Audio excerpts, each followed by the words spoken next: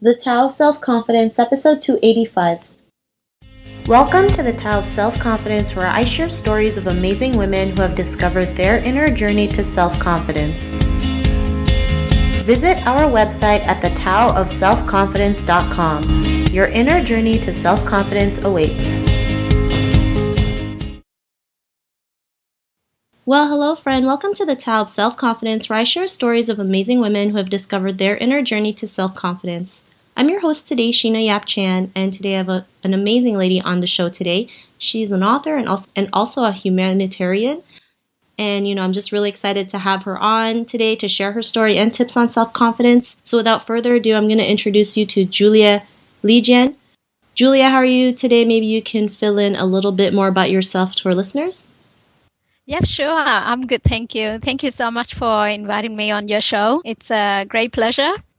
My name is Julia Legian, and I was born in South Vietnam around 1972. I don't really know exactly when I was born because my parents, they live in a remote area. And when they gave birth to all the children, we don't really have the official paperwork, so they don't really remember when we were all born. But I was born into a war-torn country and also to ignorant parents.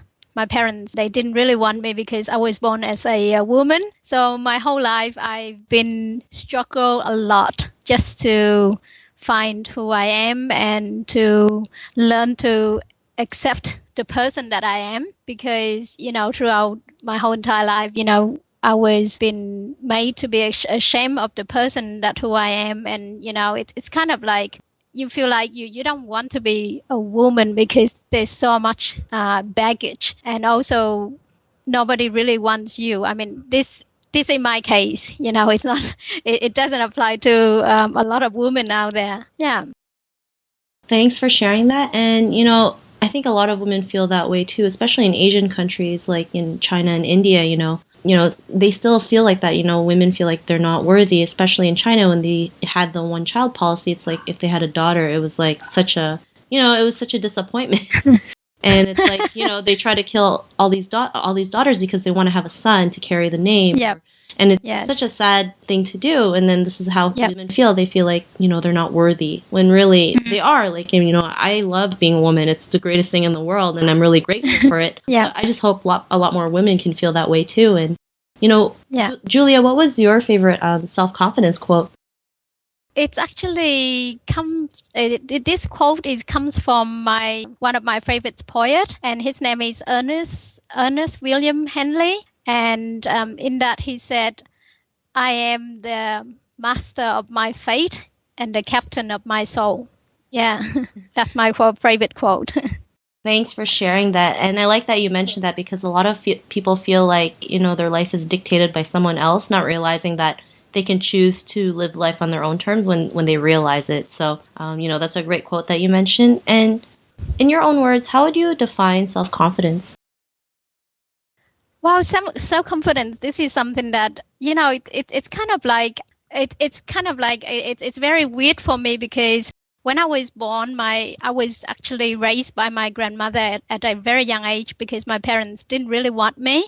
And so my grandmother taught me a lot of self-confidence. But when I returned and lived with my parents, I was stripped of all that. So basically, to me, I believe that self-confidence is someone that kind of like be able to walk their own talk and be able to stand up for their self-belief and also being authentic, being who you are and not afraid or not feeling ashamed of it.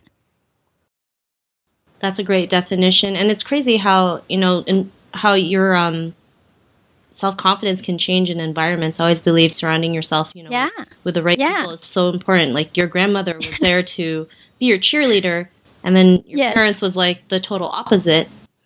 Thanks for sharing that. And, what was your life like, before you discovered self-confidence? During the time I lived with my parents, I was suicidal because I didn't have self-belief, I didn't have self-confidence, and I didn't have I'm not allowed to have my own voice. So it feels like a zombie, like a dead person walking, with no direction, no purpose. And clueless of what I wanted to do in life, because I struggled so much in terms with, just finding who I am and why am I feeling so, or made to be, to feel, so ashamed of who I am. Well, when I was young, I didn't have that problem. So basically, a lot of it's quite extreme in the way that every single day I woke up and the only thought that ran through my mind was, how I'm going to kill myself that day. So it was tough and it was hard, and I really literally I didn't want to live. I just want to die, I didn't see the purpose of living, and I didn't see the purpose of being so, put in so much, going through so much suffering because of my parents, on ignorance and belief that I shouldn't be a woman. So that took a lot of courage to face my own demon, and also to stand up for myself, against my parents and tell them that, screw you, this is who I am, and I'm born as a woman, and there's not much I can do, and there's nothing I can change. And so I learned to accept who I am and move on, and my whole entire universe just changed. Just been accepting who I really am and just let it be. Thanks for sharing that. It's a good thing that you're still here today, and you didn't commit suicide, because there's so many people out there who get bullied. Yeah. I mean, your parents bullied you pretty much, and people who suffer from being bullied feel like they're worthless and they're better off just dying, right? Because they don't see a point to living. They just see so much, like pain and suffering. Anger and hatred and suffering. I mean, I did try a few times, but I didn't really succeed. Yeah. And I thank God for that. I think at the time I tried, but I didn't want to die. I just want the pain to go away. So, trying to commit suicide, just like calling out for help, just like somebody out there, please help me. How can I stop this pain? And I think a lot of people out there feeling the same way. They just want the pain to stop, but they don't. I can tell you right now that they don't want to die. They just want the pain to stop, and that's the difference between wanting to die and commit suicide and just to end it all, but to end the pain. You know what I mean? Yeah, no, I totally agree. I mean, there's a big difference, right? And some people may think, ending their life is a way of ending their pain, but it's not. It's not. It's always up to you to end that pain when you can, when you have the courage. That's why it's so important to, surround yourself with great people. Know that you have it inside of you to be the person that you are today. And, because you were able to face off your parents, what's your, tell them that, you love yourself where you are regardless. What's your life been like now? Yeah, well, it's been amazing, and like what you said, I decided to surround myself with a lot of like-minded people, and I also have a few great mentors all over the world, around the world, and they taught me to accept who I am. They teach me how to move on with life, how to make it more productive, and also change my way of thinking. Because before I met them, all I think about was like all bad negative thoughts, and that kind of like dominated my life for the longest time. And so when I met my mentor and surrounded by amazing and loving and caring people, they totally changed my life, changed my viewpoint of life. And from that day on, I just learned to ask better questions, think of more positive things. And when I catch myself being caught in a negative self-thought mood, I just totally switch it and change it, and it's quite easy to change. All you have to do is just be aware of your thoughts, and the moment you catch yourself saying something negative or damaging to yourself, you just switch that, and then you just being the good friend to yourself and say, no, you can do it, you can be a better person, you're worthy of love. And you just go on and just find those kind of people that really accept you for who you are, and just be around those people. Thanks again for sharing that, Julia. It's true, right? Anything can happen in an instant. How you think, thoughts. If you can think of what's the opposite of bad instantly, then that's right. It's just that easy, right? It's that simple, and people I think forget that, right? And Julia, to the woman who's listening to your episode, she may be going through a similar journey. What would be that one self-confidence tip you would give to the listener?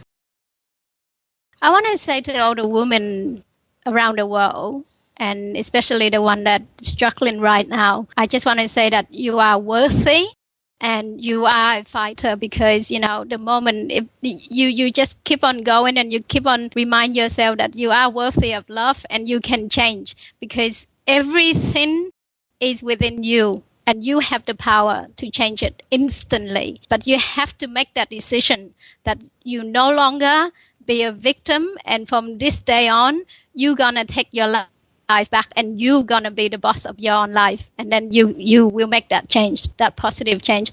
And just go out there and find positive people and hang around with them and learn from those people. Those are great tips. Thanks again for sharing that, Julia. And if our listeners wanted to get to know a little bit more about you and what you do, is there any links or social media profiles we can connect with? Yeah, they can find me on Facebook, Twitter, Google+. But if they want to know more about me, they just get onto theugly.daughter.com and they should get all the information there. I also have a book. It's a free book, the book that totally helped me change my life. And it's called Think and Grow Rich. And I make that available on my website for free, and they don't have to sign up or do anything. Just go straight to the website and download that book. And I hope that will help them, change their life too. Thanks for sharing that. And I love that book. It's a great read. I believe it's a must read for everyone. So to our listeners, if you want to connect with Julia, you can also head on over to thetowofselfconfidence.com and search for Julia's name. Her show notes will pop up along with everything else we talked about. And I really just want to thank Julia for taking the time to share her story and tips on self-confidence. So thank you so much. No worries. Thank you so much. And it's my great pleasure to be part of your show today, Sheena. I hope you have a good day. Thank you. And it was an honor having you on as well. To our listeners, be on the lookout for another new episode of another amazing woman's journey to self-confidence. And we'll talk to you soon. Bye for now. See ya. Thank you for tuning in to another amazing episode of the Tao of Self-Confidence. Want to learn how you can use podcasting to market your business? Download your free report by visiting our website at thetowofselfconfidence.com. Your inner journey to self-confidence awaits.